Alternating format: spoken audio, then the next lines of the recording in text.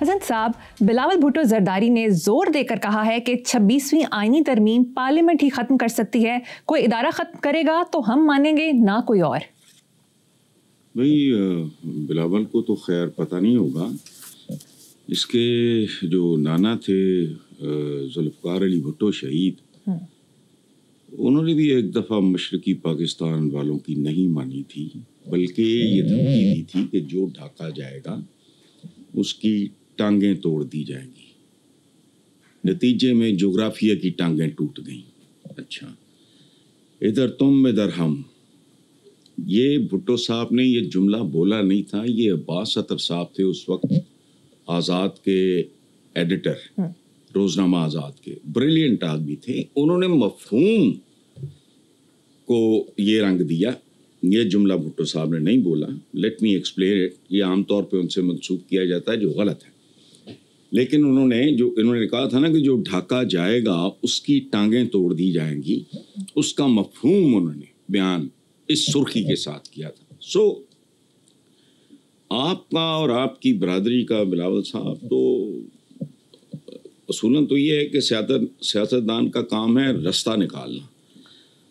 آپ رستہ نکالیں، ضدیں نہ پالیں، رستے نہ روکیں، اور کوئی کنسنسس کے ساتھ۔ لیکن یہ خیر میں بکواس ہی کر رہا ہوں، یہ اس ملک کے نصیب میں نہیں ہے۔ پاکستان میں افہام و تفہیم کے ساتھ پہلی، دوسری، تیسری وفاداری وطن کے ساتھ، اپنے ساتھ نہیں، اپنی انا کے ساتھ نہیں، اپنی ہوس اقتدار کے ساتھ نہیں۔ اگر وطن کے ساتھ ہو تو بندہ کہتا ہے ٹھیک ہے یار، خیر ہے۔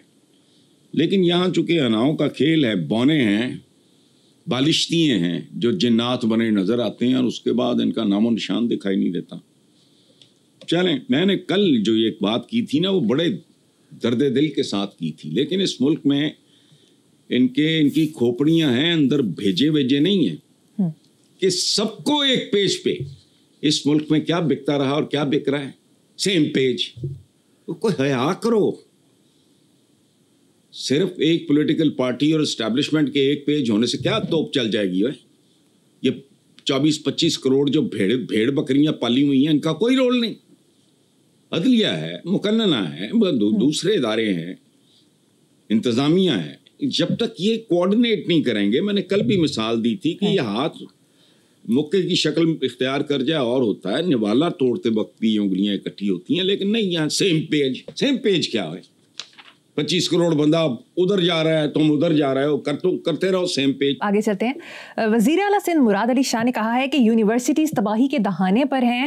میری بھرپور کاوشوں کے باوجود جنسی ہراسانی میں ملوث وائس چانسلرز کو نہ ہٹائے جانے پر مایوسی ہوئی، اور ایک دوسرے وائس چانسلر فرانسیسی ٹیم کے سفری اخراجات کے لیے مختص فنڈز بھی کھا گئے۔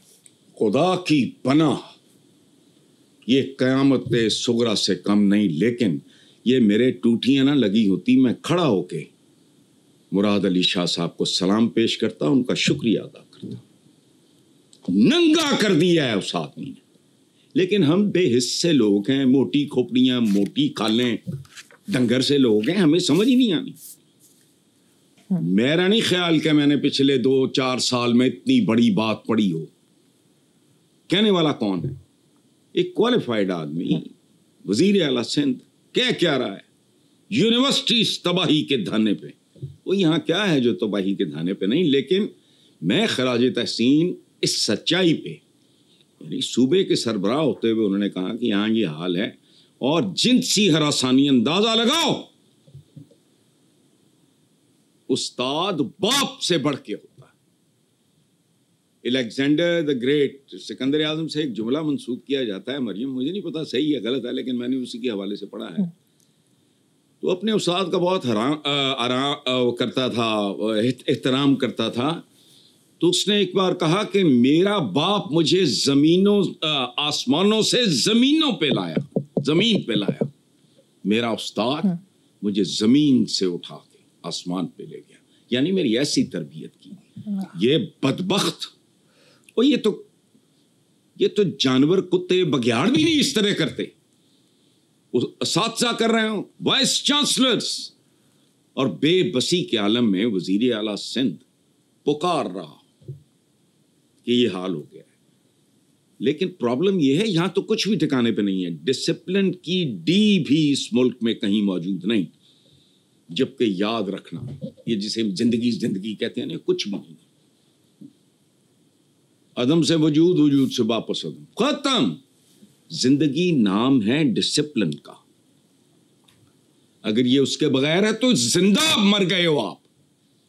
موت بیسیکلی کیا ہے؟ دیکھو کیا خوبصورت شعر ہے کسی کا. موت نام ہے ڈسپلن سے فرار کا. سبحان اللہ. ڈسپلن کا نہ ہونا موت ہے جو طاری ہے ہر طرف. شعر سنو ایک. زندگی کیا ہے؟ عناصر میں ظہور ترتیب. سبحان اللہ. زندگی کیا ہے؟ عناصر میں ظہور ترتیب. موت کیا ہے؟ انہی اجزاء کا پریشان ہونا. ہم اس کو موت کہتے ہیں. جسم جب ڈسپلن سے نکل جاتا ہے, یہ تو پورے کا پورا معاشرہ, عوام نے خود اور صدا مل رہی ہے ان کو, اور ملے جتنی ملنی. میں ایک زمانے میں مجھے میرے ایک دوست ہیں, باٹنسٹ ہیں بہت بڑے, تو وہ عطاء الرحمان کے وہ پارٹنر میں بہت سویٹ آدمی ہیں. انہوں نے کہا اتنا نہ کوڑا کرو تم پاکستانیوں پہ, دے ڈیزرو اٹ. عوام نے خود جہالت اور جاہلوں کو عزت بخشی. اب قیمت چکانے کا وقت ہے. اندازہ لگاؤ جنسی ہراسانی میں وائس چانسلر, یعنی یہ ایسے ہی ہے جیسے باپ نہیں دادا یہ کام کر رہا ہو. یہاں ہوش ہی کسی کو نہیں. اپنی چھوٹی چھوٹی خود غرضیاں, اپنے چھوٹے چھوٹے گھٹیا گھٹیا ٹارگیٹ. ٹرن پوری ہو جائے گی, فلانا ہو جائے گا, ٹمکانا ہو جائے گا, کلیپ کہاں سے ملے گی, نیا جھوٹ کون سا بول رہے ہیں, نیا کون سا خواب بیچنا ہے. اس طرح کے چھچورے لوگ ہیں. وہ دوسرا دیکھو, وہ فرینچ ٹیم کے سفری اخراجات کے لیے مختص فنڈ کھا گیا. یار کو بچا ہے. واہ, تھینک یو مراد علی شاہ. ٹھیک ہے, جن کو تھوڑا سا بھی ہوش ہوگا وہ کانپ اٹھیں گے. یونیورسٹیز کا حال برا ہے تو پھر سمجھو ککھ بھی نہیں رہ گیا پلے تمہارے. اسکولوں کا تو سب کو بھی پتا ہے. آگے چلیں آپ. حسن صاحب اسی سے ملتی جلتی خبر شامل کریں گے. رپورٹ کے مطابق لاڑکانہ کے سرکاری اسکولوں کے لیے محکمہ تعلیم کی جانب سے فراہم کی گئی نصاب کتب طلباء تک پہنچنے کے بجائے کباڑیوں کے پاس پہنچ گئی. خدا کی قسم اس ملک کے سرکردہ لوگ جو ہیں نا, اتنے وہ کچھ شیم پروف ڈھیٹ, پتہ نہیں ان کی کھالیں کس چیز کی بنی ہوئی ہیں. یہ دو خبریں سن کے میرا دوپہر برباد ہو گئی. اچھا, اور رہتی ہے میرا صبح دوپہر شام اسی طرح گزرتا ہے. یہ سب کہاں ہو رہا ہے؟ یعنی منافقت کی سزائیں مل رہی ہیں, جہالت اور منافقت کی سزا مل رہی ہے ہم سب کو. کہاں ہو رہا ہے؟ یہ اس دین کے ماننے والے ہیں جو جس کا آغاز ہوتا ہے اقرا, پڑھ, جس میں کہا جاتا ہے علم حاصل کرو چاہے چین جانا پڑے. دینیات میں اکثر کہنا کو دینیات پڑھن جانا سی تسی دنیاوی علوم. ہم نے علوم کو بھی دینی اور دنیاوی. دنیا بھائی اپنے تیرے پھوپھا جی نے بڑھائی ہے. سب ہر علم اس کا علم ہے. اچھا پھر کیا ہے؟ اقرا سے شروع ہونے والا دین, اور جس کی حسین ترین دعاؤں میں سے ایک ہے رب زدنی علم.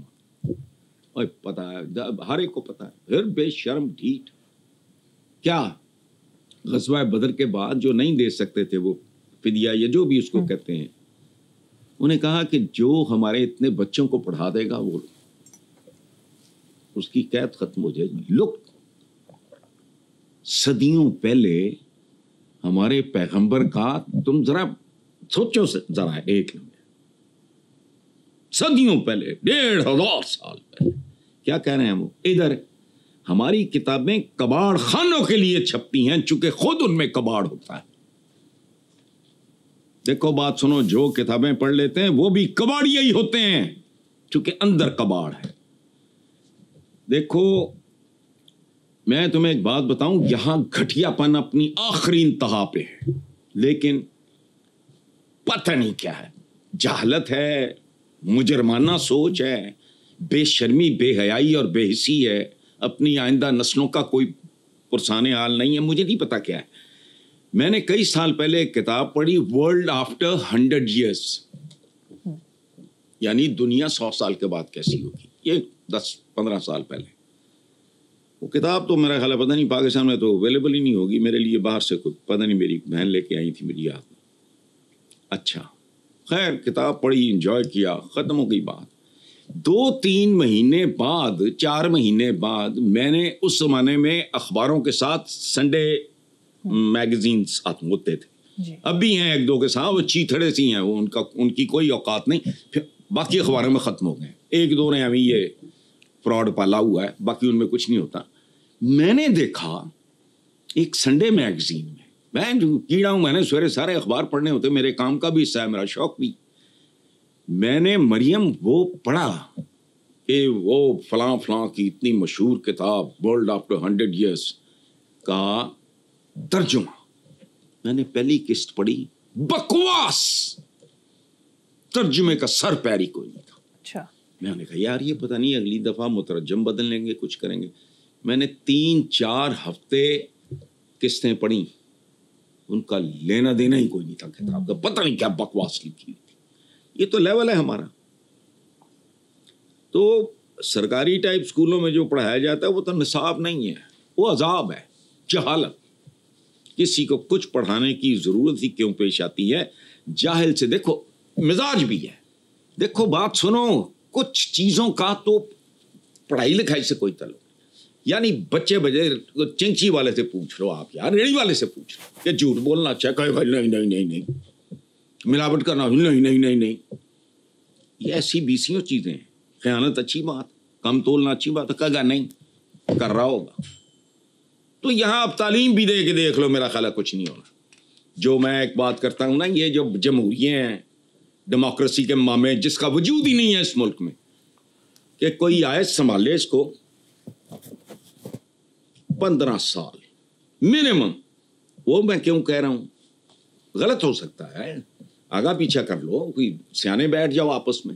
وہ میں اس لیے کہتا ہوں کہ 4 سال 5 سال کی عمر سے بچے اٹھاؤ, 15 سال میں ایک نئی نسل تیار کرو. ہم تب تک دفعان ہو چکے ہوں گے, قبروں میں ہوں گے. وہ بچے 15-20 سال کے بعد جب ملک کو ٹیک اوور کریں گے, ان کو کوئی تربیت دو, ادروائز اس کا کوئی شارٹ کٹ مجھے دکھائی نہیں دیتا, جو مرضی کر لو.